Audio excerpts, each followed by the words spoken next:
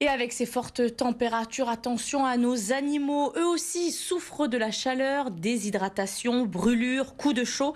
Les refuges commencent à multiplier les messages de prévention pour éviter les accidents. Illustration à Roquebrune-sur-Argent avec l'association varoise de secours aux animaux qu'Éline Wiznicki a rencontrée. Ici, les bénévoles sont particulièrement vigilants dès l'arrivée des fortes températures. Chaque été dans le Var, de nombreux chiens souffrent de la chaleur, déshydratation, exposition prolongée au soleil ou encore brûlure des coussinets. La VSA rappelle les gestes essentiels à adopter en période estivale.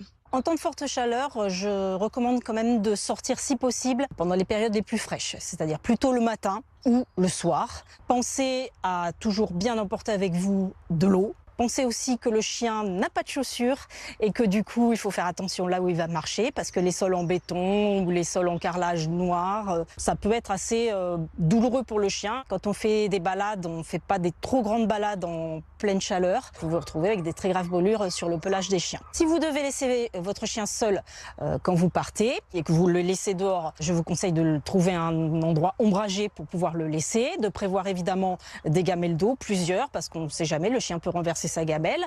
Vous pouvez aussi prévoir une petite piscine. Vous avez des préparations déjà toutes faites, qu'on appelle des glaces pour les chiens, mais vous pouvez aussi préparer des choses avec de la pâtée congelée ou alors mettre des knackis avec de l'eau, donc des petites glaces, des choses comme ça.